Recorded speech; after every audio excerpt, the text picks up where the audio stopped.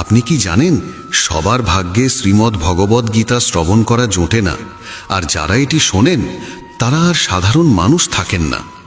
আপনি যদি এই ভিডিওটি দেখছেন তবে বুঝে নিন যে স্বয়ং ভগবান শ্রীকৃষ্ণই আপনাকে এখানে নিয়ে এসেছেন, কারণ তার কৃপা ও অনুপ্রেরণা ছাড়া কেউ গীতার এই দিব্য জ্ঞান লাভ করতে পারে না।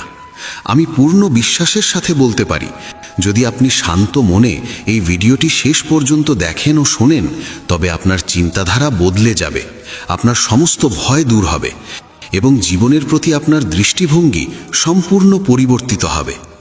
এটি কোনো সাধারণ গল্প নয়, এটি এমন এক জ্ঞান যা কঠিন সময়েও সঠিক পথ দেখায়। আমার নিজের অভিজ্ঞতা বলে, যদি আপনি প্রতিদিন সকালে এবং রাতে ঘুমানোর আগে গীতার এই সারমর্ম শোনেন, তবে আপনার মন থেকে নেতিবাচকতা স্বয়ংক্রিয়ভাবে দূর হয়ে যাবে এবং মন এক অদ্ভুত শান্তিতে ভরে উঠবে। এই রকম আরও গভীর ধর্মীয় জ্ঞান, গীতার অমূল্য বাণী ও ভগবান শ্রীকৃষ্ণের দিব্য উপদেশ পেতে এখনই মেসেজ অফ ধর্ম চ্যানেলটি সাবস্ক্রাইব করে নিন এবং পাশে থাকা বেল আইকনটি চাপতে ভুলবেন না, যাতে এমন পবিত্র বার্তা আপনার কাছে নিয়মিত পৌঁছে যায়। মনে রাখবেন, জ্ঞান যেমন ভাগ করে নিলে বাড়ে, তেমনি গীতার এই জ্ঞান যত বেশি মানুষের কাছে পৌঁছবে, ভগবান শ্রীকৃষ্ণের আশীর্বাদ এবং এই দিব্য জ্ঞানের আলো আপনার জীবনকে ততই আলোকিত করবে। আজ আমরা ভগবদ্ গীতা থেকে একটি অত্যন্ত চমৎকার কাহিনী আপনাদের সামনে তুলে ধরব। শুধুমাত্র এটি শুনলেই আপনি এমন এক প্রজ্ঞা লাভ করবেন যা হয়তো আপনি অন্য কোথাও পাননি। এই গল্পের মাধ্যমে আপনি জানবেন যে মৃত্যু ও ভগবানকে ভয় পায় এবং যার মৃত্যু যেখানে লেখা আছে সেখানেই হবে, কোনো শক্তিই তা আটকাতে পারে না। তাই বন্ধুরা, ভক্তি ও শ্রদ্ধার সাথে একবার জয় শ্রী রাধে কৃষ্ণে জপ করুন এবং পূর্ণ মনোযোগ দিয়ে এই দিব্য কাহিনীটি শুনতে শুরু করুন। এই কাহিনীটি মহাভারত এবং ভগবদ্ গীতার অন্তর্গত। একবার এক কাকের সাথে গরুরের খুব ভাব হলো। দুজনে একসাথে অনেকটা সময় কাটাতেন। তাদের বন্ধুত্ব এতটাই গভীর ছিল যে তারা একে অপরের কাছে কোনো গোপন কথা রাখতেন না। একদিন তারা নদীর তীরে একটি গাছের ডালে বসে গল্প করছিলেন। এমন সময় মৃত্যুর দূত অর্থাৎ যমদূত সেখান দিয়ে যাচ্ছিলেন। তিনি কাকটির দিকে তাকিয়ে একটু হাসলেন। গরুর এবং কাক যমদূতের এই হাসি উপেক্ষা করে নিজেদের গল্পে মগ্ন রইলেন। কিন্তু পরদিনও একই ঘটনা ঘটল। সেই যমদূত আবার সেখান দিয়ে গেলেন এবং কাকের দিকে তাকিয়ে হাসলেন। এবার কাকটির মনে সন্দেহ জাগল। সে গরুরকে বলল, বন্ধু, ওই যমদূত কালও আমার দিকে তাকিয়ে হেসেছিল, আজও হাসল। নিশ্চয়ই কোনো গণ্ডগোল আছে, মনে হচ্ছে আমার মৃত্যু খুব কাছে। গরুর তাকে বোঝালেন যে এটা নিছকই সমাপতন হতে পারে, ভয়ের কিছু নেই। এভাবে আরও 2-3 দিন কেটে গেল। যমদূত প্রতিদিন কাকের দিকে তাকিয়ে হাসতে লাগলেন। এখন কাকটি নিশ্চিত হয়ে গেল যে তার মৃত্যু আসন্ন। সে গরুরকে বলল, বন্ধু, আমি মরতে চাই না, কিন্তু এই যমদূত নিশ্চয়ই আর 2-1 দিনের মধ্যে আমার প্রাণ কেড়ে নেবে। সে রোজ আমার দিকে তাকিয়ে হাসে। গরুরও ভাবলেন, কাকের সন্দেহ হয়তো ঠিক। তিনি কাককে সান্ত্বনা দিয়ে বললেন, বন্ধু, চিন্তা করো না, আমি তোমাকে এখান থেকে এত দূরে নিয়ে যাব যে তুমি এই যমদূতকে আর দেখতেই পাবে না। গরুর কাকটিকে নিজের পিঠে বসিয়ে হাজার হাজার কিলোমিটার দূরে কৈলাস পর্বতে নিয়ে গেলেন। দুজনেই ভাবলেন এবার আর ভয়ের কিছু নেই। কিন্তু কৈলাস পর্বতের একটি গুহায় পৌঁছানো মাত্রই তারা দেখলেন যমদূত সেখানে আগে থেকেই উপস্থিত। কাকটিকে দেখা মাত্রই তিনি তার দিকে একটি যমপাস ছুঁড়ে দিলেন এবং মুহূর্তের মধ্যে কাকটির প্রাণ হরণ করলেন। গরুর অবাক হয়ে দাঁড়িয়ে রইলেন। তিনি যমদূতকে জিজ্ঞেস করলেন, আপনি ওকে মারলেন কেন? যমদূত উত্তর দিলেন, এই মুহূর্তে ওর মৃত্যু লেখা ছিল, তাই আমি ওর প্রাণ নিলাম। গরুর তখন জিজ্ঞেস করলেন, তাহলে আপনি ওই বনে ওর দিকে তাকিয়ে হাসছিলেন কেন? মারার হলে তো ওখানেই মারতে পারতেন। যমদূত উত্তর দিলেন, আসলে ওর মৃত্যু এই কৈলাস পর্বতেই লেখা ছিল, কিন্তু 4-5 দিন আগে ওকে ওই বনে দেখে আমি অবাক হয়ে ভাবছিলাম এত অল্প সময়ে ও এখান পর্যন্ত পৌঁছাবে কি করে। ওর ডানা ছোট, ও বেশি দূর উঠতে পারে না, তাহলে হাজার হাজার মাইল দূরের এই কৈলাসেও আসবে কি করে। এই কথা ভেবেই আমি প্রতিদিন হাসতাম। কিন্তু ভাগ্যের লীলা দেখুন, ওর সবচেয়ে ভালো বন্ধুই ওকে এত কম সময়ে মৃত্যুর ঠিকানায় পৌঁছে দিল। তাই বন্ধুরা, জীবন এবং মৃত্যু হলো ভাগ্যের লিখন। এর থেকে লুকোনোর বা পালানোর কোনো উপায় নেই। যতদিন আপনার আয়ু আছে কেউ আপনাকে মারতে পারবে না, কিন্তু যখন মৃত্যু শিয়রে তখন হাজার চেষ্টা করেও কেউ আপনাকে বাঁচাতে পারবে না। তাই মৃত্যুকে ভয় পাবেন না, শুধু সকাল সন্ধ্যা ঈশ্বরের ধ্যানে মগ্ন থাকুন। ঈশ্বর আমাদের সর্বদাই সাহায্য করেন, কারণ তাকে স্মরণ করলে মৃত্যুকেও জয় করা যায় বা তার ভয় কমে যায়। গীতা ও পুরাণে এই বিষয়ে একটি অত্যন্ত সুন্দর ও শিক্ষণীয় গল্প পাওয়া যায়। কনৌজ নগরে অজামিল নামে এক ব্রাহ্মণ বাস করতেন। তিনি ছিলেন শাস্ত্রজ্ঞ, বিনয়ী, সদাচারী এবং গুণী। তিনি ব্রহ্মচর্য পালন করতেন, সত্যবাদী ছিলেন এবং গুরু ও সাধুসন্তদের সেবা করতেন। একবার পিতার আদেশে তিনি বনে গিয়েছিলেন ফল, ফুল ও কুশ ঘাস সংগ্রহ করতে। ফেরার পথে তিনি দেখলেন এক মদ্যপ ব্যক্তি একটি গণিকার সাথে অশালীন অবস্থায় ঘুরে বেড়াচ্ছে। অজামিল তা দেখে নিজেকে সংবরণ করার চেষ্টা করলেন, কিন্তু কামবশের কাছে তার সংযম হার মানল। তিনি ধর্মপথ থেকে বিচ্যুত হলেন। সেই গণিকাকে খুশি করার জন্য তিনি তার পিতার সমস্ত সম্পদ ব্যয় করে ফেললেন এবং নিজের ধর্মপত্নীকে ত্যাগ করে ওই গণিকার সাথে বসবাস শুরু করলেন। দীর্ঘকাল ধরে তিনি অসুচি জীবন যাপন করতে লাগলেন এবং পরিবার চালানোর জন্য চুরি, জুয়া ও প্রতারণার পথ বেছে নিলেন। একবার কিছু সাধু তার গ্রামে এলেন। গ্রামের বাইরে কিছু লোকের কাছে তারা ব্রাহ্মণের বাড়ির খোঁজ চাইলেন। লোকেরা ঠাট্টা করে বলল, সাধু বাবা, আমাদের গ্রামে অজামিল নামে এক মহান ব্রাহ্মণ আছেন। তিনি এত বড় ভক্ত যে গ্রামের ভিতরে থাকেন না, গ্রামের বাইরে থাকেন। সাধুরা সরল মনে অজামিলের বাড়িতে গিয়ে ডাক দিলেন, ভক্ত অজামিল, দরজা খোলো। দরজা খোলার সাথে সাথে সাধুদের দেখে অজামিলের পুরনো সুকর্মের কথা মনে পড়ে গেল। সাধুরা রাত্রি যাপনের আশ্রয় চাইলে অজামিল তাদের ভালো মন্দ খাওয়ালেন। সাধুরা শোয়ার আগে কীর্তন করার অনুমতি চাইলে অজামিল বললেন, এ আপনাদেরই ঘর, যা ইচ্ছা করুন। সারা রাত সাধুদের কীর্তন শুনে অজামিলের চোখ দিয়ে জল পড়তে লাগলো। মনে হলো তার পাপ ধুয়ে যাচ্ছে। সকালে সাধুরা যাওয়ার সময় অজামিল তাদের কাছে ক্ষমা চেয়ে নিজের পাপের কথা স্বীকার করলেন। সাধুরা বললেন, অজামিল, এখন তুমি অনুতপ্ত, তাই চিন্তা করো না। তোমার অন্তঃসত্ত্বা স্ত্রীর যে সন্তান হবে তার নাম রাখবেন নারায়ণ, এতেই তোমার মঙ্গল হবে। সাধুরা আশীর্বাদ দিয়ে চলে গেলেন। সময় মতো অজামিলের একটি পুত্র সন্তান হলো এবং সাধুদের কথা মতো তার নাম রাখা হলো নারায়ণ। অজামিল তার ছোট ছেলে নারায়ণের প্রতি অত্যন্ত আসক্ত হয়ে পড়লেন। তিনি সারাক্ষণ নারায়ণ খাও, নারায়ণ জল খাও, নারায়ণ খেলো বলে ডাকতেন। এভাবে অজামিলের বয়স ৮০ পেরিয়ে গেল। তিনি বুঝতেও পারলেন না যে মৃত্যু তার দোর গোড়ায়। হঠাৎ একদিন তিনি দেখলেন ৩ জন ভয়ঙ্কর যমদূত তাকে নিতে আসছে। তাদের হাতে যমপাশ, চেহারা বিকট। ভয়ে অজামিল তার দূরে খেলতে থাকা ছোট ছেলেকে ডাকতে লাগলেন, নারায়ণ, নারায়ণ, আমাকে বাঁচাও। মৃত্যু পথযাত্রী অজামিলের মুখে প্রভুর নাম শুনে বিষ্ণুদূতেরা তৎক্ষণাৎ সেখানে উপস্থিত হলেন। যমদূতেরা যখন অজামিলের সূক্ষ্ম শরীর টেনে বের করার চেষ্টা করছিল, বিষ্ণুদূতেরা তাদের বাধা দিলেন। যমদূতেরা অবাক হয়ে বলল, আপনারা কে? ধর্মরাজ যমের কাজে বাধা দিচ্ছেন কেন? এই লোক মহাপাপী, এর শাস্তি প্রাপ্য। তখন বিষ্ণুদূতেরা হাসলেন এবং বললেন, তোমরা যদি ধর্মের সেবক হও তবে ধর্মের তত্ত্ব বলো।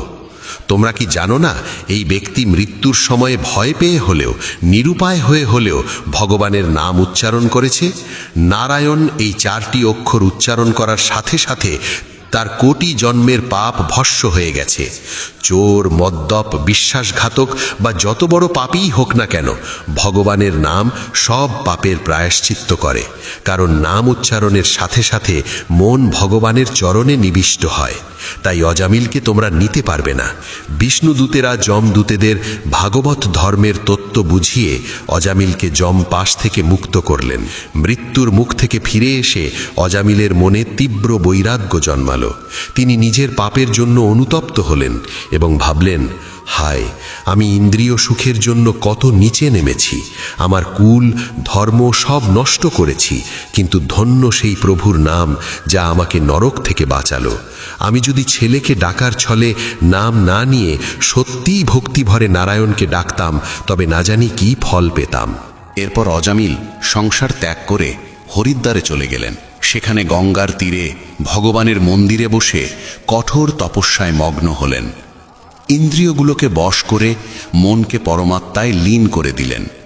তপস্যা শেষে তিনি দিব্য দেহ লাভ করে বিষ্ণুদূতদের সাথে স্বর্ণ রথে চড়ে বৈকুণ্ঠ ধামে গমন করলেন। শুকদেব গোস্বামী মহারাজ রাজা পরীক্ষিতকে বললেন, পরীক্ষিত, এই ইতিহাস অত্যন্ত গোপনীয় এবং সর্বপাপ হরি। যে ব্যক্তি শ্রদ্ধা ও ভক্তির সাথে এটি শোনে বা পাঠ করে, যমদূতরা তার দিকে তাকাতেও সাহস পায় না। অজামিলের মতো পাপী যদি পুত্রের নাম ডাকার ছলে মুক্তি পেতে পারে, তবে যারা ভক্তি ভরে প্রভুর নাম জপ করে তাদের কথা আর কি বলবো। ওদিকে যমদূতরা যমরাজের কাছে ফিরে গিয়ে নালিশ করল। যমরাজ সব শুনে বললেন, দূতেরা, জেনে রেখো, আমার ওপরেও এই বিশ্বব্রহ্মাণ্ডের একজন অধীশ্বর আছেন। এই সমগ্র জগৎ তার বশেই রয়েছে, যেমন নাকে দড়ি দেওয়া বলদ কৃষকের বশে থাকে। ব্রহ্মা, বিষ্ণু, মহেশ্বর সবাই তার শক্তিতেই কাজ করেন। ভগবানের নাম জপের মহিমা অসীম। অজামিল কেবল নামাভাসেই অর্থাৎ পুত্রের নাম ডাকার মাধ্যমে মুক্তি পেয়েছে। তাই যারা ভগবানের ভক্ত, যারা তার নাম জপ করে, তাদের দিকে তোমরা ভুলেও তাকাবে না। ধর্মরাজ যমের মুখে ভগবানের এই মহিমা শুনে যমদূতরা বিস্মিত হল এবং সেই থেকে তারা ভক্তদের ভয় পেতে শুরু করল। শ্রীকৃষ্ণ গীতায় বলেছেন, আমাদের কর্মের ফল আমাদের ভোগ করতেই হবে। মানুষ যত চতুরই হোক না কেন, কর্মফল থেকে কেউ পালাতে পারে না। আপনি যদি জেনে বা অজান্তে ভালো কাজ করেন, তবে সেই পুণ্য আপনাকে কঠিন সময় রক্ষা করবে। আর যদি পাপ বা অন্যায় করেন, তবে তার শাস্তি আপনাকে পেতেই হবে। বলা হয়, পরমাত্মার সিসিটিভি ক্যামেরা সর্বত্র লাগানো আছে। প্রকৃতি বা পরমেশ্বর আমাদের প্রতিটি কাজের ওপর সর্বক্ষণ নজর রাখছেন। মাঝে মাঝে আমাদের মনে প্রশ্ন জাগে, এই পৃথিবীতে পাওয়া অসম্ভব কি? ধন, যশ, খ্যাতি বা ভালোবাসা, এগুলো কি অসম্ভব? না, অসম্ভব হলো নিজের ভুল বা দোষ স্বীকার করা। মানুষ সহজে নিজের ভুল মানতে চায় না, কিন্তু যে ব্যক্তি নিজের ভুল স্বীকার করে এবং তা সংশোধন করার চেষ্টা করে, তার উন্নতির পথে কোনো বাধা থাকে না। তাই আত্মবিশ্বাসী হন, ভুল না করার চেষ্টা করুন, আর ভুল হলে তা স্বীকার করে শুধরে নিন। জীবন আনন্দে ভরে উঠবে। শ্রীকৃষ্ণ বলেছেন, আমরা পুতুলের মতো এই পৃথিবীতে আসি এবং চলে যাই। আমাদের আসা বা যাওয়ার সময় নির্দিষ্ট নয়। শ্রীকৃষ্ণের কথায় মানুষ ধূলিকণা দিয়ে তৈরি এবং শেষমেশ ধূলিকণাতেই মিশে যায়। তাই লোভ করা উচিত নয়। মানুষ সঙ্গে কিছুই আনে না, কিছুই নিয়েও যায় না। সারা জীবন অন্যের জন্য খেটে মরে, আর মৃত্যুর পর সব অন্যের জন্যই রেখে যায়। তাই লোভ ত্যাগ করে পুণ্যের পথে চলাই শ্রেয়। শ্রীকৃষ্ণ আরও বলেন, জগতের সমস্যা হলো মানুষ অন্যের জীবন দেখে ভাবে তারা কত সুখে আছে, আর নিজের জীবন নিয়ে শুধুই অভিযোগ করে। কিন্তু মনে রাখবেন, প্রত্যেকের জীবনেই কোনো না কোনো সমস্যা আছে। অন্যের দিকে তাকানো বন্ধ করে নিজের কর্মে মনোযোগ দিন, কারণ কর্ম ভালো হলে সব ভালো হবে। অহেতুক দুশ্চিন্তা না করে ধৈর্য ধরুন। যা হওয়ার তা হবেই, তা আমাদের নিয়ন্ত্রণে নেই। আমাদের নিয়ন্ত্রণে আছে কেবল আমাদের কর্ম। জীবন গঠনে চিন্তা এবং কর্ম উভয়ই গুরুত্বপূর্ণ। শুধু ভাবলে কাজ হবে না, আবার না ভেবে কাজ করলেও হবে না। গাছ কাটতে হলে যেমন কুঠারের ঘাস সঠিক জায়গায় দিতে হয়, তেমনি চিন্তা ও কর্মের সঠিক সমন্বয়েই সাফল্য আসে। ভগবান শ্রীকৃষ্ণ বলেছেন, আত্মা অমর, দেহ নশ্বর, বালির মতো যা একদিন মাটিতে মিশে যাবে। কিন্তু আত্মাকে কেউ হত্যা করতে পারে না, আগুনের দহন করতে পারে না, জল ভেজাতে পারে না। শ্রীকৃষ্ণ আরও বলেছেন, তুমি তোমার জীবনের রচয়িতা। তুমি যেমন বীজ বুনবে তেমনই ফল পাবে। কঠোর পরিশ্রমের মাধ্যমেই তুমি তোমার কাঙ্ক্ষিত লক্ষ্যে পৌঁছতে পারো। অনেকেই বড় কিছু হওয়ার স্বপ্ন দেখে, কিন্তু পরিশ্রম করে না, তাই তারা কিছুই পায় না। নিজের জীবনের কারিগর নিজেই হন। জীবনে চলার পথে পাথর আসবেই, কখনো অপমান, কখনো ব্যর্থতা, কখনো বা নিন্দার পাথর। পৃথিবী আপনাকে পাথর মারবে, কিন্তু আপনি সেই পাথর দিয়ে নিজের জন্য ব্যথার পাহাড় বানাবেন নাকি সাফল্যের সেতু, তা আপনার হাতে। নিন্দাকে ভয় পাবেন না, নিন্দুককে নিজের হিতাকাঙ্ক্ষী মনে করে নিজেকে শোধরানোর কাজে লাগান। মহাভারতের একটি ঘটনা দিয়ে শেষ করি। গুরু দ্রোণাচার্য পাণ্ডব ও কৌরবদের ধনুর্বিদ্যা শেখাচ্ছিলেন। একদিন তিনি তাদের পরীক্ষা নেওয়ার জন্য বনে নিয়ে গেলেন। একটি গাছের ডালে তিনি একটি নকল পাখি ঝুলিয়ে দিলেন এবং সবাইকে বললেন, তোমাদের লক্ষ্য হলো ওই পাখির চোখ। প্রথমে যুধিষ্ঠির এলেন। গুরু দ্রোণ জিজ্ঞেস করলেন, তুমি কি দেখছ? যুধিষ্ঠির বললেন, আমি গাছ, পাতা, পাখি, আপনাকে সবই দেখছি। গুরু দ্রোণ তাকে বললেন, তুমি এখনো প্রস্তুত নও, সরে দাঁড়াও। এরপর ভীম এলেন। তিনিও আকাশ, মাটি, গাছ সব দেখার কথা বললেন। তাকেও সরিয়ে দেওয়া হলো। একে একে কৌরবদেরও একই দশা হলো। শেষে অর্জুন এলেন। গুরুদ্রোণ তাকেও একই প্রশ্ন করলেন, অর্জুন তুমি কি দেখছ? অর্জুন তীক্ষ্ণ দৃষ্টিতে তাকিয়ে বললেন, গুরুদেব, আমি শুধুমাত্র পাখিটির চোখ দেখতে পাচ্ছি, আর কিচ্ছু না। গুরুদ্রোণ খুশি হয়ে বললেন, তীর চালাও। অর্জুনের তীর সোজা গিয়ে পাখির চোখে বিঁধল। এ থেকে আমরা শিখি, সফল হতে হলে লক্ষ্যের প্রতি অবিচল মনোযোগ থাকতে হয়। ভগবান শ্রীকৃষ্ণ বারবার গীতায় বলেছেন, যে ব্যক্তি সত্য জ্ঞান অর্জন করে সে পরম সিদ্ধি লাভ করে, জন্ম মৃত্যুর চক্র থেকে মুক্ত হয় এবং আর মৃত্যুলোকের বন্ধনে আবদ্ধ থাকে না। যখন ভগবান নিজেই এই কথাটি এতবার বলেছেন, তখন নিঃসন্দেহে এটি জীবনের এক গভীরতম সত্য। এই জ্ঞানের মহিমা বোঝাতে গিয়ে ভগবান শ্রীকৃষ্ণ বলেন, হে অর্জুন, এই জ্ঞানে স্থিত হলে মানুষ আমারই মতো স্বভাব লাভ করে। সে আর সৃষ্টির শুরুতে পুনর্জন্ম লাভ করে না, আবার প্রলয়ের সময়েও কোনো ব্যাকুলতায় আক্রান্ত হয় না। এই প্রকৃতিকেই মাতৃজনী হিসাবে জানতে হবে। ভগবান বলেন, হে ভরতবংশীয়, জল, অগ্নি, বায়ু, পৃথিবী, আকাশ, মন, বুদ্ধি ও অহংকার, এই 8 উপাদানে গঠিত আমার জড় প্রকৃতি সমস্ত সৃষ্টির জননী, আর আমি ব্রহ্মরূপে চেতন বীজ প্রতিষ্ঠা করি। জড় ও চেতনের এই মিলন থেকেই সমস্ত চর ও অচর প্রাণীর জন্ম হয়। ভাবলে বুঝবে, আমাদের থেকে যদি চেতনা কেড়ে নেওয়া হয়, আমরা নিস্তেজ হয়ে যাব। জীবিত ও মৃতের মধ্যে পার্থক্য একমাত্র এই চেতনারই।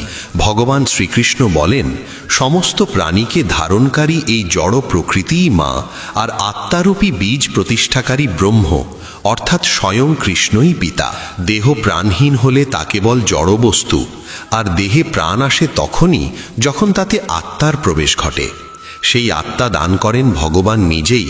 তাই তিনি বলেন, হে অর্জুন, নানা প্রকার জনিতে যত দেহধারী প্রাণী জন্মগ্রহণ করে, প্রকৃতি তাদের গর্ভধারিণী মা এবং আমি বীজদাতা পিতা। এরপর ভগবান বোঝাচ্ছেন কিভাবে চেতন আত্মা জড় প্রকৃতির সঙ্গে বন্ধনে আবদ্ধ হয়। প্রকৃতির গুণ 3টি, সত্ত্বগুণ, রজগুণ ও তমগুণ। এই 3 গুণই ভৌতিক প্রকৃতি থেকে উৎপন্ন এবং এদের কারণেই অবিনাশী আত্মা নশ্বর দেহের সঙ্গে আবদ্ধ হয়ে পড়ে। দেহ নষ্ট হয়, কিন্তু আত্মার বিনাশ নেই। এই হলো আত্মা ও দেহের সম্পর্ক। এই 3 গুণই আসলে আত্মার জন্য এক এক ধরনের বন্ধন। সত্ত্বগুণও বন্ধন বটে, কিন্তু তা অন্য গুণের তুলনায় বিশুদ্ধ হওয়ায় জীবকে পাপ থেকে মুক্ত করে এবং আত্মাকে আলোকিত করে। আত্মা আমাদের মধ্যেই বিরাজমান, কিন্তু অজ্ঞানতার কারণে আমরা তাকে উপলব্ধি করতে পারি না। সত্ত্বগুণ আমাদের অজ্ঞানতা দূর করে নিজের আত্মার সঙ্গে আমাদের পরিচয় করিয়ে দেয়। তবে যেহেতু সত্ত্বগুণও এক ধরনের বন্ধন, তাই এই গুণের প্রভাবে মানুষ সুখ ও জ্ঞানের অহংকারে আবদ্ধ হয়ে পড়ে।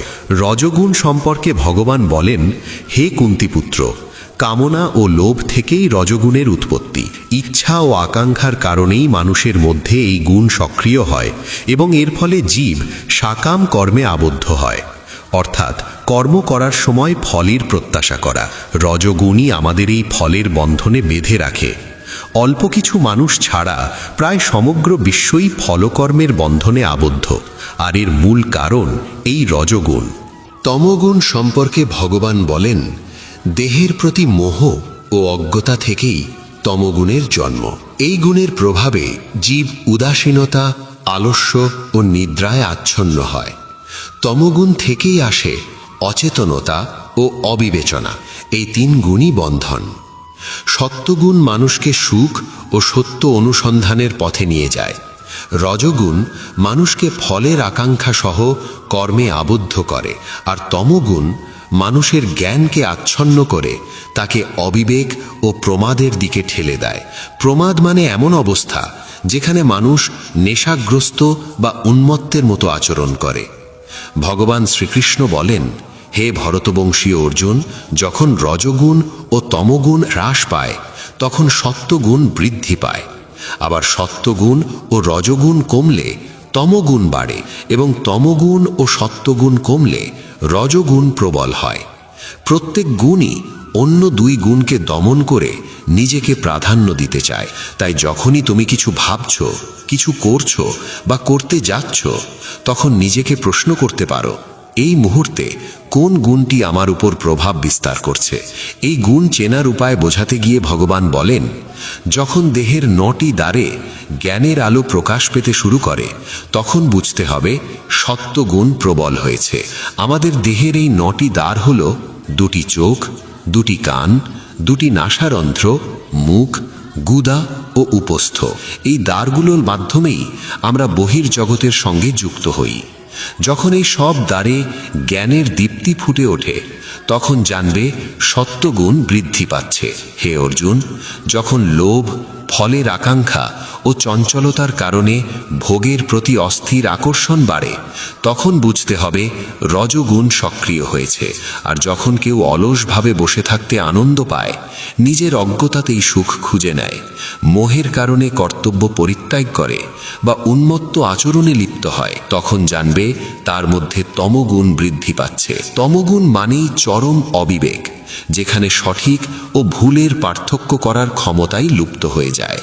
ভগবান বলেন, মৃত্যুকালেও মানুষের কর্মফলের সম্পূর্ণ হিসাব হয় এবং মরণের সময় যে চেতনা মানুষ বহন করে তার উপরেই নির্ভর করে জীবের পরবর্তী গতি। সেই কারণেই যে ব্যক্তি সত্ত্বগুণের প্রাধান্যে দেহ ত্যাগ করে সে তার উত্তম কর্মের ফলে নির্মল স্বর্গলোক লাভ করে। সেই স্বর্গলোক এমন এক স্থান যেখানে সর্বত্র পবিত্রতা বিরাজমান, যেখানে উত্তম তত্ত্ব অর্থাৎ ভগবানের জ্ঞান উপলব্ধি করা হয় এবং যেখানে সত্ত্বগুণের প্রভাব প্রবল।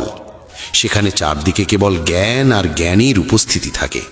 মৃত্যুলোকের মতো অজ্ঞতা বা অজ্ঞানী মানুষের কোনো অস্তিত্ব সেখানে নেই।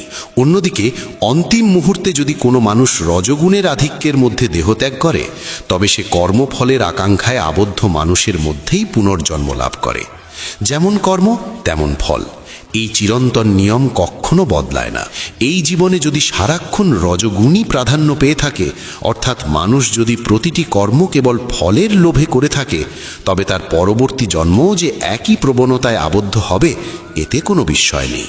আর ঠিক একইভাবে তমগুণের প্রাবল্যে মৃত্যুবরণ করলে সেই মানুষ পশু, পাখি প্রভৃতি নিম্ন যোনিতে জন্মগ্রহণ করে। সত্ত্বগুণে সম্পন্ন কর্মের ফল বলা হয়েছে সুখ ও জ্ঞান সমৃদ্ধ নির্মল ফল। রজগুণে সম্পন্ন কর্মের ফল দুঃখের কারণ হয়, আর তমগুণে করা কর্মের ফল অজ্ঞতা। সত্ত্বগুণ থেকেই প্রকৃত জ্ঞানের উদ্ভব হয়। প্রকৃত জ্ঞান মানে সেই জ্ঞান যা মানুষকে ঈশ্বরের দিকে নিয়ে যায়, যা বোঝায় যে তোমার ভেতরে যে আত্মা বিরাজমান সে সেই পরমাত্মারই অংশ। এই উপলব্ধি তখনই সম্ভব হয় যখন আমাদের অন্তরের অজ্ঞতার আবরণ ধীরে ধীরে সরে যায়। রজগুণ থেকে নিশ্চিতভাবেই লোভের জন্ম হয়, আর লোভ এমন এক অবস্থা যার কোনো শেষ নেই। মানুষ ভাবে আর একটু পেলেই সে থেমে যাবে, কিন্তু বাস্তবে লোভ কখনো থামতে দেয় না। আর তমগুণ থেকে অবশ্যম্ভাবীভাবে জন্ম নেয় মোহ, প্রমাদ ও অজ্ঞতা। এই কারণেই তমগুণকে 3 গুণের মধ্যে সবচেয়ে নিম্ন অবস্থা বলা হয়েছে। সত্ত্ব, রজ ও তম, এই 3 গুণই মানুষকে কোনো না কোনো যোনিতে নিয়ে যায়। 3টি আসলে বন্ধন। সত্ত্বগুণে প্রতিষ্ঠিত জীব স্বর্গের উচ্চ লোকগুলোতে গমন করে, যেখানে জ্ঞানই প্রধান, যেখানে জ্ঞানীরা বাস করেন এবং যেখানে দুঃখের অস্তিত্ব নেই। রজগুণে প্রতিষ্ঠিত জীব মধ্যবর্তী স্তরে অবস্থান করে, অর্থাৎ তাকে পুনরায় এই পৃথিবীতেই জন্ম নিতে হয় এবং আবারও মানব যোনিতে ফিরে আসতে হয়। আর তমগুণে আবদ্ধ জীব পশু প্রভৃতি নিম্ন যোনিতে পতিত হয়ে নরক সম অবস্থার সম্মুখীন হয়। এখন প্রশ্ন জাগতে পারে, যদি সত্ত্ব, রজ ও তম এই 3টি বন্ধন হয় এবং প্রকৃতির কারণেই এগুলো আমাদের মধ্যে বিদ্যমান থাকে, তবে কি এদের থেকে মুক্তি অসম্ভব? মনে হতে পারে মানুষকে তো কোনো না কোনো বন্ধনেই আবদ্ধ থাকতে হবে। কিন্তু ভগবান শ্রীকৃষ্ণ বলেন বিষয়টি এমন নয়। যখন কোনো মানুষ প্রকৃতির এই 3 গুণ ছাড়া অন্য কাউকে কর্তা বলে মনে করে না এবং নিজেকে কেবলমাত্র দর্শক রূপে উপলব্ধি করে, তখন সেই 3 গুণের ঊর্ধ্বে উঠে ভগবান শ্রীকৃষ্ণকে, পরমাত্মাকে জানতে পারে এবং তারই দিব্য স্বভাব লাভ করে। আমরা সাধারণত মনে করি সবকিছু আমিই করছি। এই ধারণাটাই মূল ভ্রান্তি। প্রকৃতপক্ষে কর্তা হলো এই 3 গুণই। যখন মানুষ এই সত্য উপলব্ধি করে, নিজেকে দর্শক হিসেবে স্থাপন করে এবং নিজের ভেতরের এই গুণগুলোর কার্যকলাপকে নিরপেক্ষভাবে দেখতে শেখে, তখনই তার মধ্যে জ্ঞানের উদয় হয়। দেহধারী জীব যখন প্রকৃতির এই 3 গুণকে অতিক্রম করতে সক্ষম হয়, তখন সে জন্ম, মৃত্যু, বার্ধক্য ও সমস্ত প্রকার দুঃখ কষ্ট থেকে মুক্ত হয়ে এই জীবনেই পরমানন্দময় অমৃতের স্বাদ গ্রহণ করে। শ্রীকৃষ্ণের এই বাণী শ্রবণ করে অর্জুনের মনে প্রশ্ন জাগে। তিনি জিজ্ঞাসা করেন, হে প্রভু, যে মানুষ প্রকৃতির 3 গুণকে অতিক্রম করেছে তাকে কোন লক্ষণ দ্বারা চেনা যায়? তার আচরণ কেমন হয় এবং সে কিভাবে এই 3 গুণের সীমা অতিক্রম করতে পারে? কি করলে মানুষ এই 3 বন্ধন থেকে সম্পূর্ণ মুক্ত হতে পারে? ভগবান শ্রীকৃষ্ণ উত্তরে বলেন, যে মানুষ সত্যগুণ, রজগুণ ও তমগুণের উদয় হলেও কখনো তাদের প্রতি ঘৃণা পোষণ করে না এবং সমভাব বজায় রেখে না তো তাদের দিকে আকৃষ্ট হয়, নাই বা সেগুলো থেকে পালিয়ে যেতে চায়, সেই মানুষই এই বন্ধন থেকে মুক্ত হতে পারে। সত্যগুণ হলো ঈশ্বরীয় জ্ঞানরূপী আলো, রজগুণ হলো কর্মের প্রতি আসক্তি, আর তমগুণ হলো মোহরূপী অজ্ঞতা। যে ব্যক্তি এই 3টির কোনোটিকেই ঘৃণা করে না, তাদের প্রতি বিদ্বেষ পোষণ করে না, আবার অতিরিক্ত আসক্ত হয়েও তাতে নিজেকে জড়িয়ে ফেলে না, সেই ব্যক্তি এই গুণগুলোকে চিনে নিয়ে তাদের বন্ধন থেকে মুক্ত হয়। লক্ষ্য হলো গুণগুলোকে চিনে নেওয়া, ঘৃণা করা নয়। যে মানুষ উদাসীনভাবে স্থিত থেকে গুণের আগমন ও প্রস্থানেও বিচলিত হয় না, গুণগুলোকেই কার্যকর হতে দেখে নিজে সমভাবে স্থির থাকে, সে এই 3 গুণের বন্ধন অতিক্রম করে। মনে রাখতে হবে, কর্তা তুমি নও, তোমার ভেতরের এই গুণগুলোই কর্তা। একজন নির্লিপ্ত দর্শকের মতো তোমাকে এদের সাক্ষী হতে হবে, না এদের প্রতি আসক্ত হতে হবে, না এদের প্রতি ঘৃণা পোষণ করতে হবে। যে মানুষ সুখ ও দুঃখে সমানভাবে স্থিত থাকে, আত্মভাবেই প্রতিষ্ঠিত থাকে, যার কাছে মাটি, পাথর ও সোনা সমান, যার কাছে কেউ অতিরিক্ত প্রিয় বা অপ্রিয় নয়, যে নিন্দা ও স্তুতিতে নিজের ধৈর্য হারায় না, সেই মানুষ প্রকৃতির এই 3 গুণের বন্ধন থেকে মুক্ত হয়ে যায়। প্রকৃতির সত্য, রজ ও তম এই 3 গুণ অতিক্রম করা সহজ নয়। অর্জুন জানতে চেয়েছিলেন, যে ব্যক্তি এগুলো অতিক্রম করে তার লক্ষণ কি?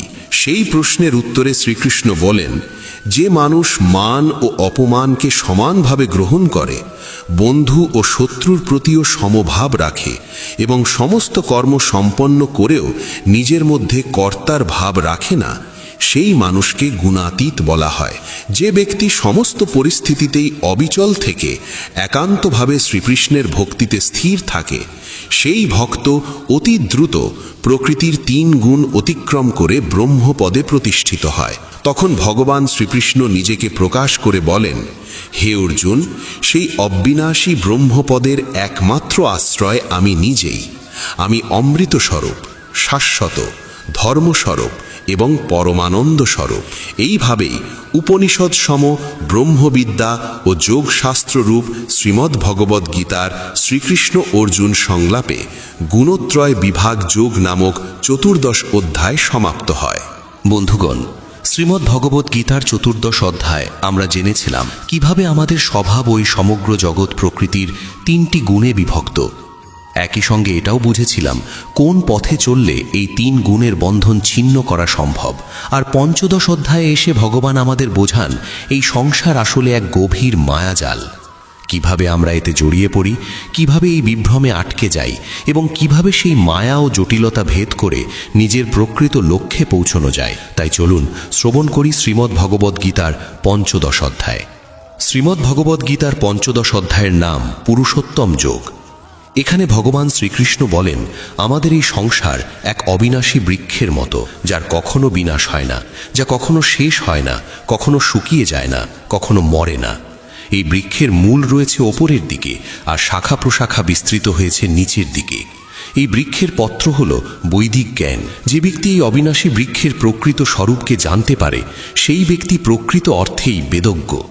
এই বৃক্ষের মূল ওপরের দিকে থাকার অর্থ হল এর আসল উৎস ঊর্ধ্বে অর্থাৎ পরমাত্মার মধ্যে, আর শাখা নিচের দিকে বিস্তৃত হওয়া মানে হল প্রকৃতির নিচে অবস্থিত। উপরে পরমাত্মা, নিচে প্রকৃতি।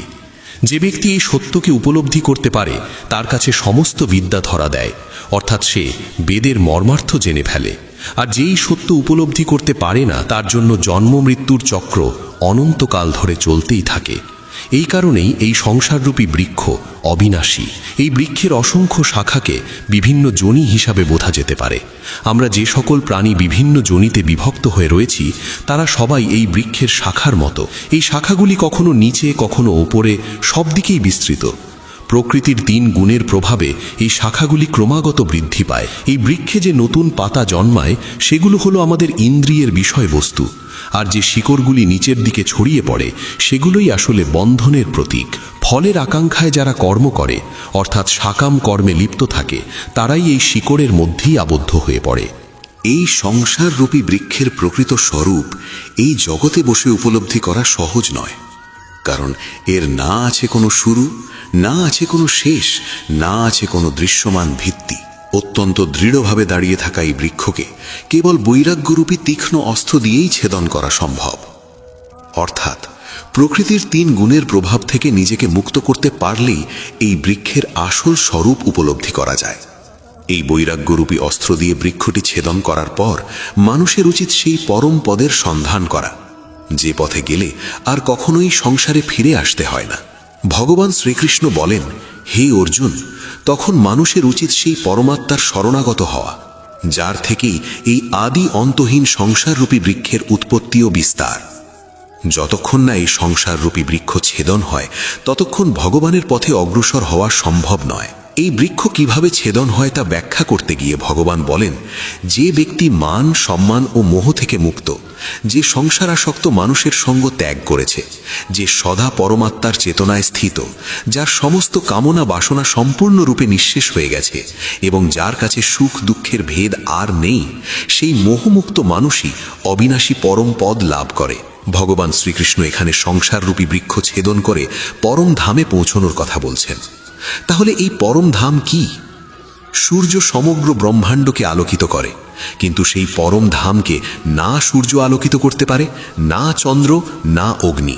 সেই পরম ধাম এমন এক গন্তব্য যেখানে পৌঁছে আর কোনো মানুষ এই সংসারে ফিরে আসে না। সেটিই ভগবান শ্রীকৃষ্ণের পরম ধাম। বন্ধুগণ, প্রকৃতিতে যখন ব্রহ্মের অংশ প্রবেশ করে তখনই জীবের জন্ম হয়। এই কথাটি ব্যাখ্যা করে ভগবান বলেন, হে অর্জুন, এই সংসারের প্রতিটি দেহে অবস্থানকারী জীবাত্মা আমারই সনাতন অংশ। আপনি যে সমস্ত জীবিত প্রাণীকে দেখেন তাদের সকলের মধ্যেই ভগবান শ্রীকৃষ্ণের অংশ বিদ্যমান। প্রতিটি প্রাণীর মধ্যেই ব্রহ্ম বিরাজমান। এই সব প্রাণী মন সহ 6টি ইন্দ্রিয়ের মাধ্যমে প্রকৃতির অধীন হয়ে কর্ম করে। প্রকৃতি যেভাবে আমাদের দিয়ে কাজ করায় আমরা সেভাবেই কাজ করি। প্রকৃতিই কর্তা, আমরা নই। এই কারণেই যখন আমরা ভগবানের পরম ধাম লাভের পথে অগ্রসর হই তখন আমাদের অন্তরের ব্রহ্ম সেই মহাব্রহ্মের সঙ্গে একীভূত হয়ে যায়, যার সে অংশ। আর তাই সে আর কখনো পৃথিবীতে ফিরে আসে না। যতদিন দেহে প্রাণ আছে ততদিন আত্মা দেহের মধ্যে অবস্থান করে। দেহের সময় শেষ হলে আত্মাকে অন্য দেহ গ্রহণ করতে হয়। কিন্তু কোন ভিত্তিতে এই নতুন দেহ লাভ হয়? ভগবান শ্রীকৃষ্ণ বলেন, 6 ইন্দ্রিয়ের মাধ্যমে করা কর্মের যে সংস্কার সৃষ্টি হয় সেই সংস্কার নিয়েই আত্মা এক দেহ ত্যাগ করে অন্য দেহে প্রবেশ করে। ঠিক যেমন বাতাস এক স্থান থেকে গন্ধ গ্রহণ করে অন্য স্থানে নিয়ে যায়, তেমনি আত্মা সংস্কার বহন করে নিয়ে যায়। আমরা যা করি, যা ভাবি, সবকিছুরই হিসাব রাখা হয়। মৃত্যুকালে এই হিসাবই পরবর্তী জীবনের সংস্কার হয়ে আত্মার সঙ্গে চলে যায়। তাই যা কিছু করা হয় খুব ভেবেচিন্তে করা উচিত, কারণ ভগবানের নিয়মের বাইরে কেউই নয়। একটি দেহের জীবন শেষ হলে সেই দেহ মাটিতে মিশে যায়, কিন্তু আত্মা পূর্বজন্মের সংস্কার নিয়ে নতুন দেহ ধারণ করে। তারপর সেই নতুন দেহে আবার একই প্রক্রিয়া চলতে থাকে।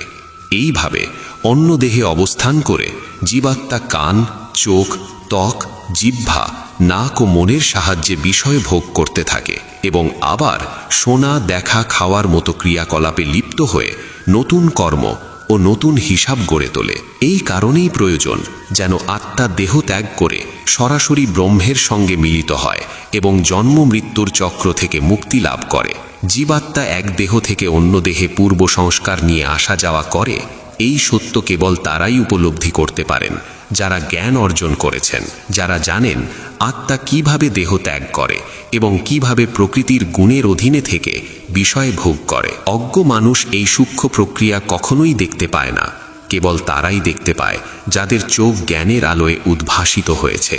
যারা গীতা কিংবা ভগবানের জ্ঞানকে বিরক্তিকর বলে অবহেলা করে তাদের সঙ্গ এড়িয়ে চলাই শ্রেয়। আমাদের অন্তরে যে চেতন সত্তা বিরাজমান তাকেই জীবাত্মা বলা হয়। এই জীবাত্মার আগমন ও প্রস্থানের ধারাবাহিক প্রবাহেই সংসারের গতি অব্যাহত থাকে। যখন আত্মা দেহের সমস্ত বন্ধন থেকে সম্পূর্ণরূপে মুক্ত হয়ে যায় তখন সে পুনরায় ব্রহ্মের সঙ্গে একীভূত হয়।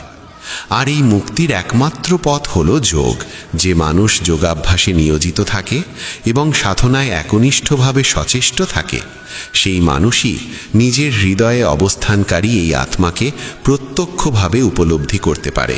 কিন্তু যারা যোগাভ্যাসে প্রবৃত্ত নয় সেই অজ্ঞ মানুষ বহু চেষ্টা করেও এই আত্মার প্রকৃত স্বরূপ উপলব্ধি করতে পারে না। যেমন সূর্যের আলোতেই আমাদের পৃথিবীর জীবনধারা সচল থাকে, সেই আলো ও তাপের প্রভাবে জল বাষ্পীভূত হয়, বৃষ্টি নামে, ক্ষেত খামার সবুজে ভরে ওঠে। ঠিক তেমনি ভগবানের চেতনার আলোতেই মানুষের জীবন সার্থকতা ও অর্থে পরিপূর্ণ হয়ে ওঠে। আমাদের শরীর বেঁচে থাকে অন্নের শক্তিতেই, আর সেই অন্নের কারণেই প্রাণ ধারণ সম্ভব হয়। ভগবান শ্রীকৃষ্ণ বলেন, হে অর্জুন, যে আলো সূর্যের মধ্যে অবস্থান করে এবং যার দ্বারা সমগ্র জগৎ আলোকিত হয়, যে আলো চন্দ্রের মধ্যে বিরাজমান এবং যে আলো অগ্নির মধ্যে প্রকাশিত হয়, এই সমস্ত আলোকে তুমি আমার থেকেই উদ্ভূত বলে জানবে। আমরা সকলেই ভগবান শ্রীকৃষ্ণের সংকল্পেরই ফল। তার ঐশ্বর্য ও শক্তির কারণেই সমস্ত প্রাণীর দেহে শ্বাস প্রশ্বাসের আগমন ও প্রস্থান ঘটে। শুধু প্রাণীর মধ্যেই নয়, ভগবান বলেন, আমি নিজেই প্রত্যেক লোকের মধ্যে প্রবেশ করে আমার শক্তির দ্বারা সমস্ত জীবকে ধারণ করে রাখি। আবার আমি চন্দ্ররূপে উদ্ভিদের মধ্যে প্রবেশ করে জীবনী শক্তির রস হয়ে সমস্ত প্রাণীর পুষ্টি সাধন করি। অন্নই জীবনের মূল ভিত্তি। কোনো জীব যদি অন্ন না পায় তবে তার জীবন ধারণ অসম্ভব। শাস্ত্রে অন্নকে 4 প্রকারে বর্ণনা করা হয়েছে। যা চিবিয়ে খাওয়া হয়, যা পান করা হয়, যা চেটে গ্রহণ করা হয় এবং যা চুষে নেওয়া হয়। ভগবান শ্রীকৃষ্ণ বলেন, আমি নিজেই সমস্ত জীবের দেহে পাচক অগ্নিরূপে অবস্থান করি। প্রাণ বায়ু ও অপান বায়ুকে সমভাবে নিয়ন্ত্রণ করে আমি এই 4 প্রকার অন্নকে হজম করাই। আমাদের অন্তরে যে আত্মা বিরাজমান সেই আত্মাও ভগবান শ্রীকৃষ্ণ স্বয়ং। জ্ঞান লাভ হোক বা না হোক, স্মৃতি জাগ্রত থাকুক বা লুপ্ত হোক, সবই শ্রীকৃষ্ণের ইচ্ছা ও শক্তির দ্বারাই সংঘটিত হয়। ভগবান শ্রীকৃষ্ণ বলেন, আমি সকল জীবের হৃদয়ে আত্মারূপে অবস্থান করি। আমার থেকেই জীবের স্মৃতি, বিস্মৃতি এবং জ্ঞান জন্ম নেয়। আমি সকল বেদের দ্বারা জানবার যোগ্য। আমার থেকেই সমস্ত বেদের উৎপত্তি এবং আমি সমস্ত বেদের প্রকৃত জ্ঞাতা। সাধারণভাবে মনে করা হয় এই সংসারে জন্ম নেওয়া প্রতিটি জীবের একদিন মৃত্যু অবশ্যম্ভাবী। কিন্তু ভগবান শ্রীকৃষ্ণ বলেন, হে অর্জুন, এই সত্য সম্পূর্ণ নয়। সংসারে 2 প্রকার সত্তা আছে, একটি ক্ষর আর একটি অক্ষর। সমস্ত জীবের দেহ ক্ষণস্থায়ী ও নশ্বর, কিন্তু জীবের আত্মা অবিনাশী। ভগবান ক্ষর ও অক্ষর এই 2 ধরনের সত্তার কথা ব্যাখ্যা করে বলেন, ক্ষর হলো যা নষ্ট হয়ে যায়, আর অক্ষর হলো সেই আত্মা যা কখনো নষ্ট হয় না, যা চিরন্তন। কিন্তু এই 2-এরও ঊর্ধ্বে রয়েছেন একজন শ্রেষ্ঠ পুরুষ, যাকে বলা হয় পরমাত্মা। এই অবিনাশী ভগবান 3টি লোকেই প্রবেশ করে সমস্ত জীবের পালন ও রক্ষণ করেন। এখানে 3 লোক বলতে বোঝায় পৃথিবী, অন্তরিক্ষ ও স্বর্গলোক। পরমাত্মা তার চৈতন্য শক্তির দ্বারা এই 3 লোকেই প্রাণ সঞ্চার করেন, আর সেই কারণেই সমগ্র সৃষ্টি জগৎ সচল থাকে। আমাদের অন্তরে যে সত্তা তিনি আত্মা, আর যিনি সর্বত্র বিরাজমান তিনি পরমাত্মা। প্রকৃতপক্ষে আত্মা ও পরমাত্মা এক ও অভিন্ন। যিনি সর্বোত্তম, যিনি সবার ঊর্ধ্বে, তিনিই ভগবান শ্রীকৃষ্ণ। শ্রীকৃষ্ণ বলেন, আমি ক্ষর ও অক্ষর উভয়েরই অতীত, তাই আমি সংসারে ও বেদে পুরুষোত্তম নামে প্রসিদ্ধ। যে ব্যক্তি এই সত্য উপলব্ধি করে যে শ্রীকৃষ্ণই পুরুষোত্তম, যে ক্ষর অর্থাৎ নশ্বর দেহ এবং অক্ষর অর্থাৎ অবিনাশী আত্মার তত্ত্বকে বোঝে এবং কোনো সংশয় ছাড়াই শ্রীকৃষ্ণকে পরম ভগবান রূপে গ্রহণ করে, সেই প্রকৃত অর্থে শ্রীকৃষ্ণের ভক্ত। এখানে ভক্তি বলতে কেবল ভজন বা কীর্তন বোঝানো হয় না। ভক্তির প্রকৃত অর্থ হল নিজের প্রকৃতি, নিজের আত্মা এবং পরমাত্মাকে সত্যরূপে জানা। যাকে আপনি জানেন না তাকে পাওয়ার চেষ্টা করবেন কিভাবে? ভগবানকে বুঝলেই তো তার প্রাপ্তির পথে এগোনো যায়। এই প্রয়াসী ভক্তি, আর তা কেবল তার পক্ষেই সম্ভব যে নিজের সত্তা ও পরমাত্মার স্বরূপকে উপলব্ধি করতে পারে। ভগবান শ্রীকৃষ্ণ বলেন, হে নিষ্পাপ অর্জুন, এইভাবেই শাস্ত্রের অতি গোপন তত্ত্ব আমি তোমার কাছে প্রকাশ করলাম। হে ভরতবংশীয়, যে ব্যক্তি এই পরম জ্ঞানকে এইভাবেই হৃদয় দিয়ে গ্রহণ ও উপলব্ধি করে, সে সত্যিকারের জ্ঞানী হয়ে ওঠে। তার সমস্ত সাধনা সফল হয় এবং শেষ পর্যন্ত সে আমার পরম ধাম লাভ করে।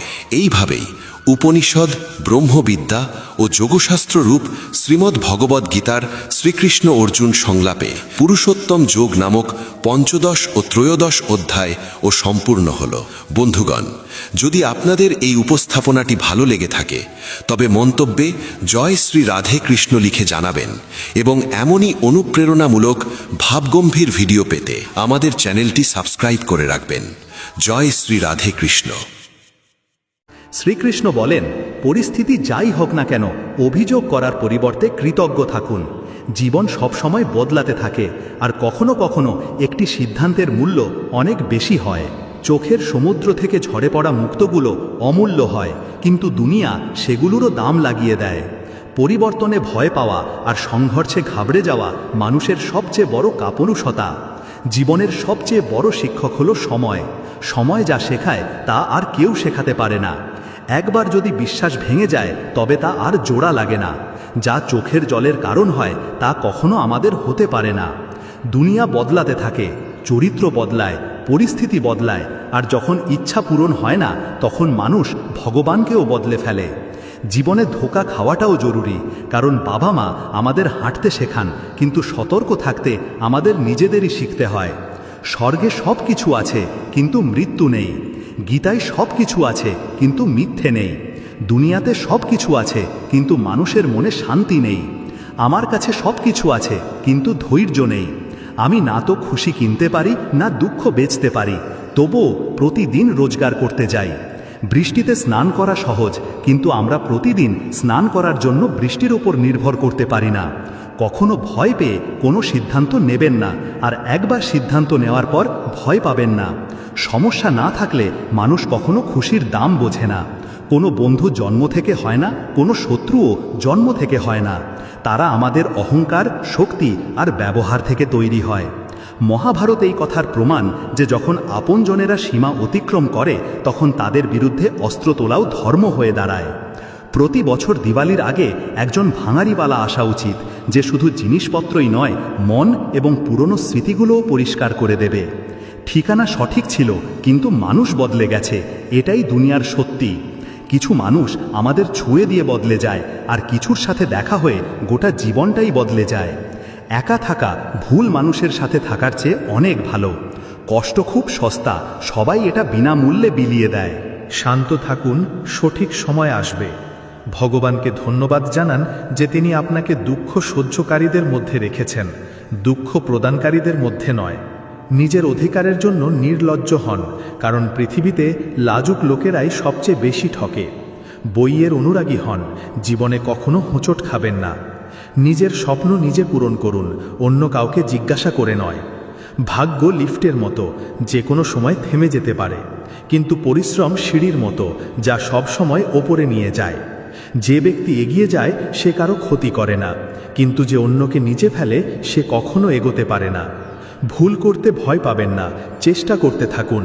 এই দুনিয়ায় কোনো শক্তি আপনাকে আটকাতে পারবে না, শুধু আপনার নিজের আলস্য ছাড়া। আপনার কাছে দুটিই বিকল্প আছে, হয় অজুহাত দেখান অথবা নিজের স্বপ্নের পিছু ধাবা করুন। যখন সাহস ভাঙতে শুরু করে তখন মনে রাখবেন, পরিশ্রম ছাড়া সিংহাসন পাওয়া যায় না। যদি আপনার মধ্যে জেদ আর পরিশ্রমের আগুন থাকে, তাহলে লোকের টিটকিরি একদিন প্রশংসায় বদলে যাবে। সব সময় বড় স্বপ্ন দেখুন, যদি চাঁদ নাও পান তাতে কি হয়েছে, আকাশ পর্যন্ত তো পৌঁছাবেন। অহংকার করবেন না, ভাগ্য যে কোনো সময় বদলে যেতে পারে। আয়না সব সময় একই থাকে, শুধু ছবিটা বদলাতে থাকে। আশা আর বিশ্বাসের একটা ছোট বীজও খুশির বড় ফলের চেয়ে বেশি শক্তিশালী হয়।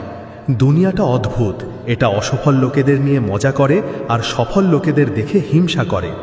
দুর্বল হবেন না, যে কেউ আপনাকে ভেঙে ফেলতে পারে, বরং এতটাই শক্তিশালী হন যে আপনাকে ভাঙার চেষ্টা করবে সে নিজেই যেন ভেঙে যায়। দিন রাত নিজের কাজকে ভালোবাসুন। যারা বড় কাজ করে তারা শুরুতে সাধারণ হয় না। যা আপনাকে আটকাচ্ছে তা হলো আপনার নিজের চিন্তা। এই দুনিয়ায় সব কিছু সম্ভব, শুধু নিজের ওপর বিশ্বাস রাখুন। সমস্যা আপনাকে ভাঙার জন্য আসে না, শক্তিশালী করার জন্য আসে। দুনিয়া কম শোনে, বেশি দেখে, তাই কথা কম, কাজ বড় করুন। কঠিন পরিশ্রম ভাগ্য বদলে দিতে পারে। যতক্ষণ আপনি কাজের, ততক্ষণ লোকেরা আপনাকে ভালোবাসবে। দেশলাইয়ের কাঠি প্রদীপ জ্বালানোর পর ফেলে দেওয়া হয়, মানুষকেও ততক্ষণই মনে রাখা হয় যতক্ষণ সে কোনো কাজের। কম বয়সে পাওয়া সুখ কখনো বুদ্ধিমান বানায় না, কিন্তু কম বয়সে পাওয়া দুঃখ জীবনের আসল জ্ঞান দিয়ে যায়।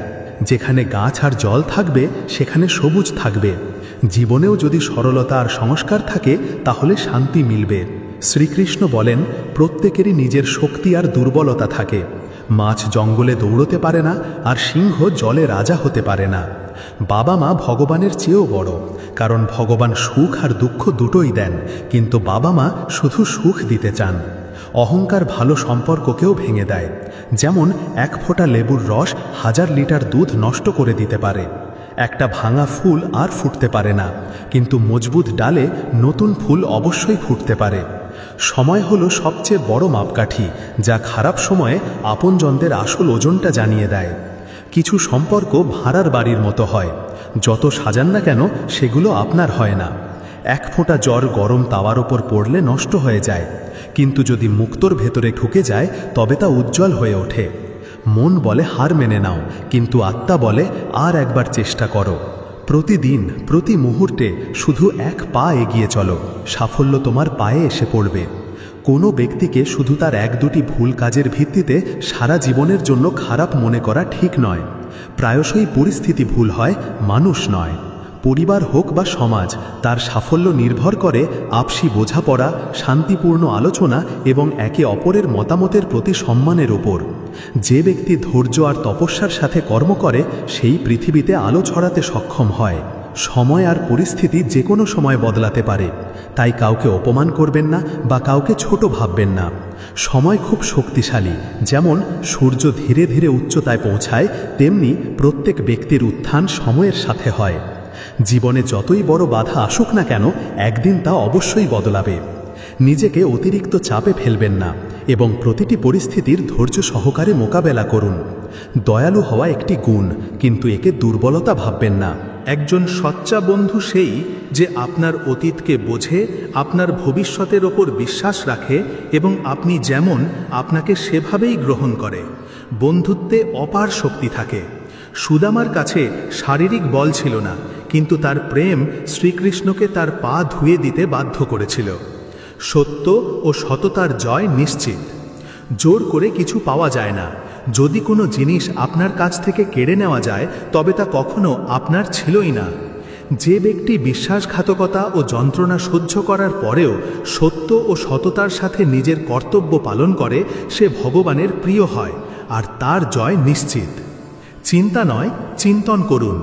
শ্রীকৃষ্ণ বলেন, চিন্তা করো না, চিন্তন করো, কারণ চিন্তা আমাদের চিতার দিকে নিয়ে যায় আর চিন্তন আমাদের পরম লক্ষ্যের কাছে পৌঁছে দেয়। প্রত্যেক ব্যক্তির জীবনে উত্থান পতন আসে, কিন্তু আমাদের চিন্তা ও দৃষ্টিভঙ্গি আমাদের এগিয়ে যেতে সাহায্য করে। ইতিবাচক চিন্তা, লক্ষ্য নির্ধারণ এবং ধ্যানের মাধ্যমে আমরা হতাশা কাটিয়ে উঠতে পারি। জীবন একটি যাত্রা, এবং থেমে যাওয়ার পরিবর্তে এগিয়ে চলা আবশ্যক। যখন অর্জুন কুরুক্ষেত্রের যুদ্ধে নিজের ভাই, গুরু এবং পরিচিতদের সামনে দেখলেন, তখন তিনি চিন্তায় ডুবে গিয়েছিলেন এবং নিজের লক্ষ্য ভুলে গিয়েছিলেন। তখন ভগবান শ্রীকৃষ্ণ অর্জুনকে গীতার উপদেশ দিয়েছিলেন, যা তার চিন্তা দূর করে এবং তিনি নিজের কর্তব্য বুঝতে পারেন। এই জন্য কানহা বলেন, চিন্তা করো না, মনন করো, ইতিবাচকতার সাথে জীবন যাপন করো এবং প্রতিটি দিনকে নতুন শুরু হিসাবে ভাবো। যে শক্তি তোমার ভেতরে আছে তা যে কোনো চ্যালেঞ্জের মোকাবিলা করতে পারে। শুধু হাসতে থাকো আর এগিয়ে চলো। ভগবান যাদেরকে উচ্চতায় পৌঁছাতে চান তাদের প্রথমে কঠিন পরীক্ষার মধ্যে দিয়ে নিয়ে যান, কিন্তু যে ধৈর্য আর বিশ্বাস ধরে রাখে সে নিজের লক্ষ্যে অবশ্যই পৌঁছায়। যদি তিনি গাছের ডালে ঘুমিয়ে থাকা পাখিকে পড়তে না দেন, তাহলে তিনি তোমাকে কিভাবে পড়তে দেবেন? শুধু বিশ্বাস রাখো, সঠিক সময় এলে তুমি যা আশা করো তার চেয়েও বেশি পাবে। নিজের ওপর বিশ্বাস রাখো। তোমার স্বপ্নের কথা কেউ ভাবে না, সবাই নিজের ভবিষ্যৎ গড়তে ব্যস্ত, তাই অন্যের ওপর নির্ভর করো না। একা চলার সাহস রাখো, ধৈর্য ও আত্মবিশ্বাস হারিও না। যিনি তোমার ভাগ্য লিখেছেন তিনি ব্রহ্মাণ্ডের সবচেয়ে বড় লেখক। আমরা প্রায়ই ভাবি যে লোকেরা কি বলবে, কিন্তু কখনো কি ভেবেছি যে ভগবান কি বলবেন? শ্রীকৃষ্ণ বলেন, শিক্ষা গুরুত্বপূর্ণ, কিন্তু তার চেয়েও বেশি গুরুত্বপূর্ণ আমাদের মূল্যবোধ ও মানবিক অনুভূতি। সঠিক মূল্যবোধ গ্রহণ করলে শুধু আমাদের জীবনই সার্থক হয় না, বরং আমরা সমাজে ইতিবাচক পরিবর্তন আনতেও সক্ষম হয়। তাই নিজের মূল্যবোধকে সম্মান করো এবং সেগুলোকে অগ্রাধিকার দাও। শ্রীকৃষ্ণ বলেন, ধৈর্য ধরো, সময় প্রত্যেকের জীবন বদলে দেয়।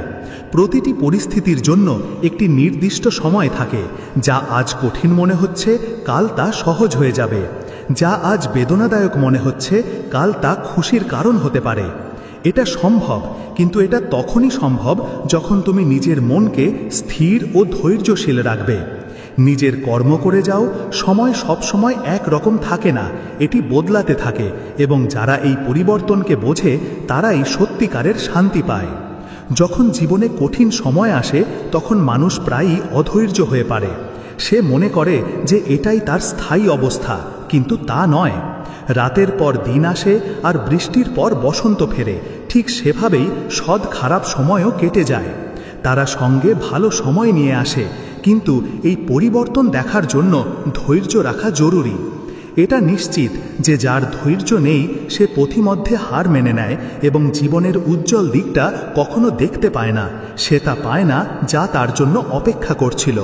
সময়ের খেলা বোঝা আবশ্যক। যে ব্যক্তি জানে যে পরিস্থিতি স্থায়ী নয়, সে কোনো পরিস্থিতিতেই বিচলিত হবে না।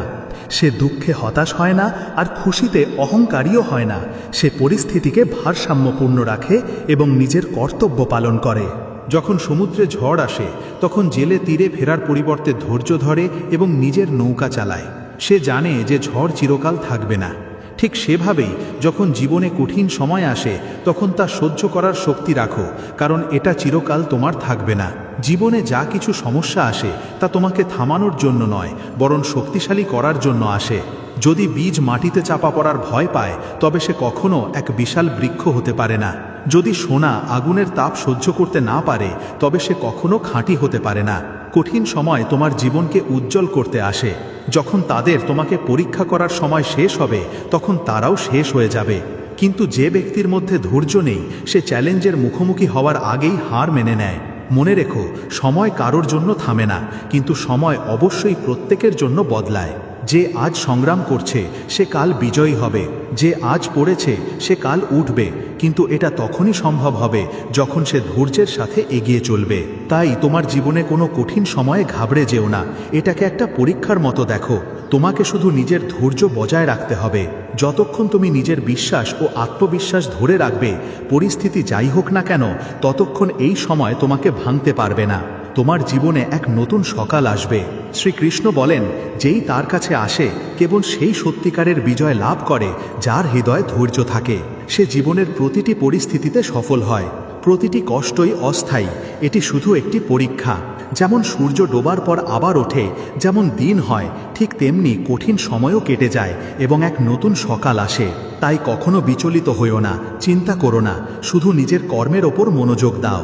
যখন পরিস্থিতি প্রতিকূল হয় তখন মানুষ প্রায়ই হতাশ হয়ে পড়ে, কিন্তু যে এই পরিবর্তনের নিয়ম মানে সে বোঝে যে তাকে প্রতিটি পরিস্থিতিতে শান্ত থাকতে হবে।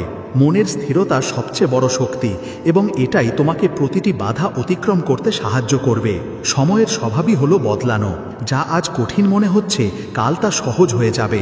যখন মানুষ কষ্টে থাকে তখন সে মনে করে যে এই কষ্ট কখনো শেষ হবে না, কিন্তু এটা শুধু একটা ভ্রম। এই দুনিয়ায় কিছুই স্থায়ী নয়, না সুখ আর না দুঃখ। যে এই সত্য বোঝে সে কোনো পরিস্থিতিতেই বিচলিত হয় না। শুধু ধৈর্য রাখো, কারণ সময় প্রত্যেকের জন্য আসে।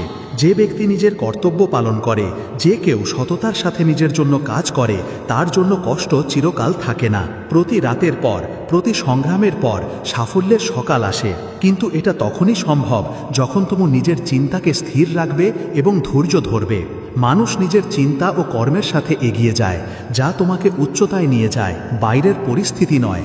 যদি তুমি নিজের চিন্তাকে উঁচু করো তবে জীবন নিজেই তোমার পক্ষে থাকবে। তোমার হৃদয়ের গভীরে এটা ভুলো না যে প্রকৃতি হলো প্রেম, ধৈর্য এবং সত্য। যদি তুমি এই গুণগুলো নিজের মধ্যে বিকশিত করো, যদি তুমি এদেরকে জায়গা দাও, তবে কোনো শক্তি তোমাকে নাড়াতে পারবে না। তুমি দৃঢ় থাকতে পারবে, পরিস্থিতি যাই হোক না কেন। কোনো পার্থক্য নেই। যে কেউ নিজের মনকে নিয়ন্ত্রণ করতে পারে সে নিজের জীবনের সত্যিকারের মালিক হওয়ার দায়িত্ব নেয়। বাইরের দুনিয়ায় হওয়া পরিবর্তন তোমার মনকে কোনো স্থিরতা দিচ্ছে না। এটাই তোমার সবচেয়ে বড় জয়। তুমি হোঁচট খেতে পারো, অতিরিক্ত প্রত্যাশা দুঃখের দিকে নিয়ে যাবে। যখন তুমি দুনিয়ার কাছ থেকে বেশি আশা করবে তখন তুমি হতাশ হবে, কিন্তু যখন তুমি নিজের কর্তব্যকে নিজের ধর্ম হিসেবে গ্রহণ করবে তখন তোমাকে কোনো ফল নিয়ে চিন্তা করতে হবে না। তোমার জীবনে যত পারো ভালোবাসা দাও, যত পারো সততার সাথে কাজ করো, এবং তারপর দেখো সময় নিজেই তোমার জন্য কিভাবে বদলায়। একটি বীজকে গাছে পরিণত হতে, একটি নদীকে সমুদ্রে পৌঁছাতে যতটা সময় লাগে তোমাকে সেখানে পৌঁছানোর জন্য ধৈর্য ধরতে হবে। তোমার জীবনে সব কিছু নিজের সময়ে আসে, এটা হবেই। তাই চিন্তা করো না। যা আজ কঠিন তা কাল সহজ হয়ে যাবে। শুধু ধৈর্য রাখো আর নিজের কাজ করে যাও। এটা মনে রেখো, এই দুনিয়ায় কোনো পরিস্থিতি স্থায়ী নয়। জীবনের প্রতিটি মুহূর্ত বদলাতে থাকে, আর এটাই তার স্বভাব। যা আজ তোমাকে কষ্ট দিচ্ছে সেটাই কাল তোমার শক্তি হয়ে উঠবে। তাই ধৈর্য রাখো, বিশ্বাস রাখো আর এগিয়ে চলো। যখন সময় আসবে তখন সব কিছু বদলে দেবে। কখনো হার মেনো না, নিজের কাজ করে যাও। বিশ্বাস রাখো যে সঠিক সময় এলে তোমার পরিশ্রমের ফল অবশ্যই পাবে। সম্মান হারানো এক মুহূর্তের ব্যাপার, আর তা ফিরে পাওয়া কঠিন। তাই নিজের আচরণ সম্পর্কে সতর্ক থাকো। একে এতটাই উঁচুতে রাখো যে কারোর পক্ষে তোমার সম্মান নিয়ে প্রশ্ন তোলা সম্ভব না হয়। একটি গরু ঘাস খেয়েও দুধ দেয়, আর একটি সাপ দুধ পান করেও বিষ উগরে দেয়। এর মানে হলো একজন ব্যক্তির প্রবৃত্তি তার কাজ নির্ধারণ করে, দয়ালুতা তোমার স্বভাব নির্ধারণ করে। ভালোবাসা ও করুণায় পূর্ণ থাকো, কারণ শেষ পর্যন্ত সেটাই তোমার পরিচয় হয়ে ওঠে। এতটা কঠোর হয়েও না যে তোমাকে কোনো দেওয়ালে গেঁথে ফেলা যায়, আর এতটা নরমও হয়েও না যে তোমার মাটির পাত্র নিজের অস্তিত্ব হারিয়ে ফেলে। পরিবারের আসল মূল্য সেই ব্যক্তিই বোঝে যে তা তৈরি করে, সম্পর্ক ভাঙা ব্যক্তি নয়। যাকে ধরে রাখা কঠিন তাকে ছেড়ে দেওয়াই বুদ্ধিমানের কাজ, কারণ যা বারবার ভেঙে যায় তা জোড়া লাগানো সহজ নয়। কখনো কখনো চুপ থাকাটাই সেরা প্রতিক্রিয়া। যখন তুমি দেখবে যে লোকেরা দুবেলা খাবারের জন্য সংগ্রাম করছে আর অন্যদিকে কিছু লোক স্বাদের কারণে খাবার নষ্ট করছে, তখন জীবনের সত্যটা স্পষ্ট হয়ে যায়। সৌন্দর্য কৃতজ্ঞতার মধ্যে রয়েছে, আর যারা এটা বোঝে তারাই সত্যিকারের শান্তি পায়। যারা মন থেকে সম্পর্ক তৈরি করে তারা ভাগ্য পায়, নইলে অনেকেই জীবনসঙ্গী পেয়েও দুঃখী থাকে। সত্যিকারের সম্পর্ক শুধু একসাথে থাকার মাধ্যমে তৈরি হয় না, বরং নিঃস্বার্থ সমর্পণের মাধ্যমে তৈরি হয়। প্রার্থনার কোনো রং হয় না, কিন্তু তা জীবন দেয় এবং কারো জীবনকে রঙিন করে তুলতে পারে। যখন এটা সত্যের হৃদয় থেকে হয়, যখন এর জন্য প্রার্থনা করা হয়, তখন তা আকাশে দেখা যায়, তা প্রতিধ্বনিত হয় এবং কোনো না কোনো রূপে ফিরে আসে। এটা নিশ্চিতভাবে ভগবানের খেলা। আপনার কর্ম কখনো বৃথা যায় না। নিজের হৃদয়কে প্রেমে পূর্ণ করুন, নিজের মনকে শুদ্ধ করুন, এবং নিজের জীবনটা এমনভাবে বাঁচুন যাতে যখন আপনার সময় আসবে তখন যেন কোনো আফসোস না থাকে যে আপনি জীবনটা সঠিকভাবে বাঁচতে পারেননি। শ্রীকৃষ্ণ বলেন যে জীবনের প্রতিটি দিকই কথার সংযম দিয়ে শুরু হয়। যে নিজের কথাকে নিয়ন্ত্রণ করতে পারে সে তার কাজকেও সঠিক পথে রাখে। ভালো করে ভাবুন, ভালো কথা বলুন আর ভালো কাজ করুন, কারণ আপনি এই পৃথিবীকে যা দেবেন তাই কোনো না কোনো রূপে আপনার কাছে ফিরে আসবে। একজন ব্যক্তি যখন মন স্থির করে ফেলে যে তার কারো কাছ থেকে কিছুই চাওয়ার নেই, তখনই সে আসলে সবচেয়ে বেশি স্বাধীন হয়, যখন সে নিজের জীবনের দায়িত্ব নিজেই নেয়। কোনো পরিস্থিতি আপনার নিয়ন্ত্রণের বাইরে নয়। সব সময় নিজের ওপর বিশ্বাস রাখুন। অন্ধকারের মধ্যেও পথ খুঁজে পাওয়া যায়।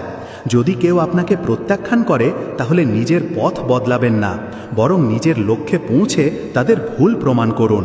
আগেকার দিনে মানুষ মন থেকে কথা বলতো, কিন্তু এখন তারা নিজেদের মেজাজ আর প্রয়োজন অনুসারে কথা বলে। মনে হয় এটাই দুনিয়ার নিয়ম, কিন্তু তার মানে এই নয় যে আপনাকেও বদলে যেতে হবে। আপনার আসল স্বভাবই আপনার সেরা রূপ। যে কোনো সম্পর্কের সবচেয়ে বড় শক্তি হলো বিশ্বাস। সবচেয়ে জরুরি হলো ভিত। যদি সেটাই ভেঙে যায় তবে সম্পর্কটা শুধু একটা আপোষ হয়ে থেকে যায়। কখনো কখনো সেই সব মানুষ সবচেয়ে বড় মূল্য চোকাতে বাধ্য হয় যারা কিছু বলতে চেয়ে নিজেদের নীরবতা ভাঙে। সম্পর্কের মধ্যেও একটা ডাক থাকে যা কেবল গভীর ভালোবাসাতেই শোনা যায়। ডিসেম্বরের জীবনও গভীরভাবে বোঝে যে একদিন আমরাও বিদায় নেব, আর তখন মানুষ আমাদের তাদের শীতল জানুয়ারির রাতে মনে করবে, কিন্তু ততক্ষণে অনেক দেরি হয়ে যাবে। এটাই জীবনের সবচেয়ে বড় সত্যি যে যতক্ষণ আমাদের কাছে কিছু থাকে আমরা তার কদর করি না, কিন্তু যখন তা চলে যায় তখন আমরা তার গুরুত্ব বুঝি। তাই জীবনে সেই সব জিনিস ও মানুষদের গুরুত্ব দিন যারা আপনার